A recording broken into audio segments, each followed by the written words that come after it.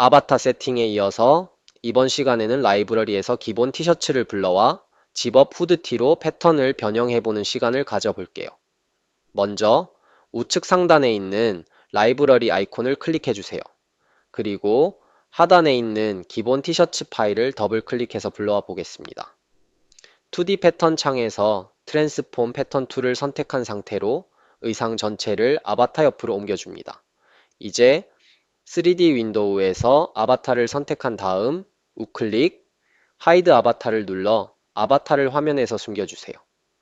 동일한 기능이 3D 윈도우 툴바 하단에 있는 디스플레이 옵션에도 있고 단축키는 Shift A입니다.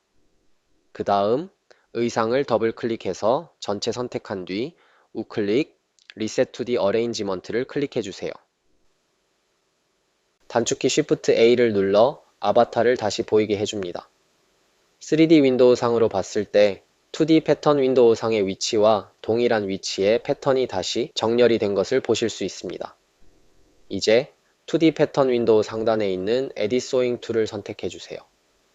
그 상태에서 전체 패턴을 드래그해서 모든 재봉선을 선택해 줍니다. 선택이 완료되면 딜리트 키를 눌러 재봉선을 모두 삭제해 주세요. 다음으로는 Edit 패턴 툴을 선택한 다음 필요 없는 세그먼트 포인트를 제거해 주겠습니다. 소매산에 위치한 포인트는 우클릭 후 Convert to Curve Point, Convert Only를 눌러 커브 포인트로 전환해 주세요. 이제 의상을 아바타에 배치해 보겠습니다. 3D 윈도우 상단의 디스플레이 옵션에서 어레인지먼트 포인트를 다시 켜주세요. 그리고 생성해둔 포인트 위로 패턴을 하나씩 올려서 배치해 줍니다. 먼저 소매 패턴부터 각각 위치시켜주고 몸통 쪽은 두 개의 패턴을 함께 선택해서 한 번에 배치해 줍니다. 뒤쪽도 마찬가지로 두 패턴을 함께 선택해 한 번에 위치시켜 주세요. 이제 다음으로는 재봉 작업을 해보도록 하겠습니다. 2D 패턴 윈도우 상단의 재봉 틀 모양 아이콘을 클릭해 주세요. 그 다음 세그먼트 소잉 툴을 선택하거나 단축키 N키를 눌러줍니다. 이제 1대1로 연결할 선분들을 찾아 클릭해서 재봉해 줍니다. 2D 패턴 윈도우 뿐만 아니라 3D 윈도우에서도 재봉이 가능하니 편한 위치에서 하시면 됩니다. 마지막으로 소매와 티셔츠의 앞뒤 패턴을 재봉해 주겠습니다. 이번에는 재봉해야 할 선분이 여러 개로 나뉘어 있기 때문에 1대1 재봉 방식이 아닌 M/N 세그먼트 소잉 툴을 사용하겠습니다. 소매산에 해당하는 하나의 세그먼트 영역과 앞뒤 패턴의 암홀 부분, 두 개의 세그먼트 영역을 순서대로 클릭해서 선택해 줄 거예요. 이때 주의하실 점은 재봉의 시작점을 알려주는 너치의 위치를 꼭 확인해야 한다는 점입니다. 소매산 쪽의 너치가 앞부분에 위치하도록 설정하겠습니다. 앞부분의 너치를 위치시킨다는 것은 앞부분부터 재봉을 한다는 뜻입니다. 선택이 끝난 후 엔터를 눌러 M소잉을 마치고 이후 아몰의 재봉도 앞판은 아래에서 어깨 방향으로 올라가고 뒷판은 어깨에서 아래 방향으로 내려오도록 선택을 한 후 엔터를 눌러 N소잉을 마무리해 주세요. 소매 부분에 아직 재봉되지 않은 부분이 있어서 이어서 재봉을 마무리해 주겠습니다. 세그먼트 소잉 툴을 다시 선택한 후 1대1 선분 재봉을 해주세요. 자, 재봉이 모두 완료된 것 같네요. 이제 의상을 피팅 시켜 보겠습니다. 시뮬레이션을 실행하기 전에 3D 윈도우에서 의상을 더블 클릭하여 전체 선택해 줍니다. 그 상태로 우클릭, 메뉴에서 스트렝스를 클릭해 주세요. 이 옵션은 옷이 처음 시뮬레이션 될 때 의상 상태를 강화하여 흐트러지지 않도록 고정해 주는 기능입니다. 그럼 시뮬레이션 해보겠습니다. 네, 안정적으로 피팅이 잘 되었습니다. 다음으로는 패턴을 수정해보는 단계로 넘어가겠습니다. 우선 2D 윈도우 상에서 패턴을 아바타 위쪽으로 이동시켜 주세요.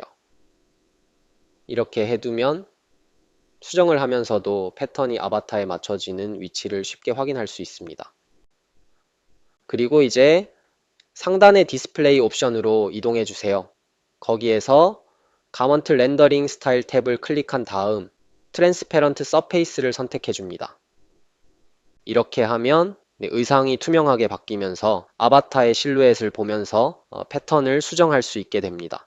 그럼 이제 본격적으로 패턴 수정을 해보도록 할게요. 전체 패턴을 드래그하여 사이즈를 키워주도록 하겠습니다. 이때 마우스를 홀드한 상태로 마우스 우클릭을 하면 원하는 수치값을 입력하여 사이즈를 키워줄 수 있습니다. 저는 150%로 값을 입력하고 사이즈를 키워주겠습니다. 다시 2D 패턴 전체를 아바타 실루엣 위쪽으로 위치시켜주고 의상을 시뮬레이션 한번 해준 후 우측으로도 사이즈를 120% 정도 키워주도록 하겠습니다. 자, 다시 한번 시뮬레이션을 실행해 주시고요. 전체 패턴을 선택 후 아바타 위로 다시 한번 위치시켜 주세요. 이제 넥라인 부위를 수정해 보겠습니다. 상단 툴바에서 에딧 패턴 툴을 선택한 다음 앞판과 뒷판 패턴에 넥라인 쪽 세그먼트 포인트를 선택해 사이즈를 조금 넉넉하게 조정해 주세요.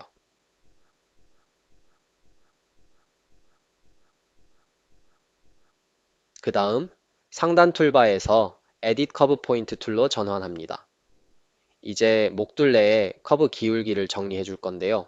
어깨와 같이 패턴이 서로 재봉되는 부위는 기울기를 90도에 가깝게 맞춰주겠습니다.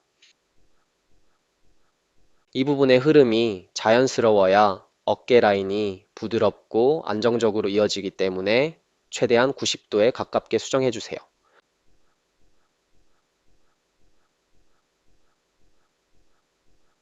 다음으로는 에딧 패턴 툴을 선택해서 소매를 포함한 전체적인 기장을 조정해 보겠습니다. 먼저 티셔츠의 총기장은 고양이의 꼬리를 살짝 덮을 정도로의 기장으로 줄여주세요. 그 다음 소매 기장은 조금 더 루즈한 느낌이 들도록 길게 늘려주겠습니다.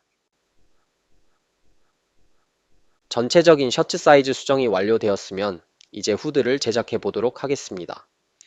제작에 앞서 먼저 목둘레 길이를 확인해야 하는데요. 에딧 패턴 툴이 선택된 상태에서 앞판과 뒷판 패턴의 넥라인을 각각 클릭하면 두 선분의 합계 길이를 확인할 수 있습니다. 해당 길이는 마우스 커서 우측 그리고 우측의 프로퍼티 에디터에서도 확인할 수 있어요. 합의가 약 449.5mm로 나왔네요. 이제 상단 툴바에서 렉탱글 툴을 선택한 후 2D 패턴 윈도우를 클릭해 주세요. 그러면 수치를 입력할 수 있는 창이 나타나고 여기서 높이는 그대로 두고 가로 길이만 450으로 입력해 주겠습니다. 방금 만들어준 패턴은 3D 윈도우에 위치한 아바타 디스플레이 옵션에서 어레인지먼트 포인트를 다시 활성화시킨 뒤 해당 포인트 위로 패턴을 배치해 주도록 하겠습니다. 패턴 배치가 완료되었으면 다시 에딧 패턴 툴을 선택해서 패턴 수정을 진행해 보겠습니다. 먼저 패턴의 높이를 약 2배 정도로 늘려주시고 상단 우측의 세그먼트 포인트를 선택해 가로 방향으로도 2배 정도 넓혀줄게요. 다음은 3D 윈도우 상단의 디스플레이 옵션에 있는 가먼트 렌더링 스타일 탭으로 이동해 주세요. 그 안에서 트랜스루선트 서페이스를 클릭하면 캐릭터의 실루엣이 비쳐 보이게 설정할 수 있습니다. 이제 상단 툴바에서 에딧 커브 포인트를 선택해 주세요. 그리고 상단에 있는 세그먼트 포인트를 우클릭해서 컨버트 투 커브 포인트에 컨버트 온리를 눌러 곡선 포인트로 바꿔줍니다. 다음은 아래쪽 곡선의 중간을 클릭해서 새로운 커브 포인트를 하나 추가해 주시고요. 드래그해서 부드러운 곡선을 만들어 후드의 형태를 자연스럽게 잡아주겠습니다. 이번 시간의 강의는 여기까지 진행하겠습니다. 다음 시간에는 후드 제작을 마저 완성하고 지퍼도 함께 달아보는 작업을 이어서 진행해 볼게요. 감사합니다. 그럼 다음 강의에서 뵙겠습니다.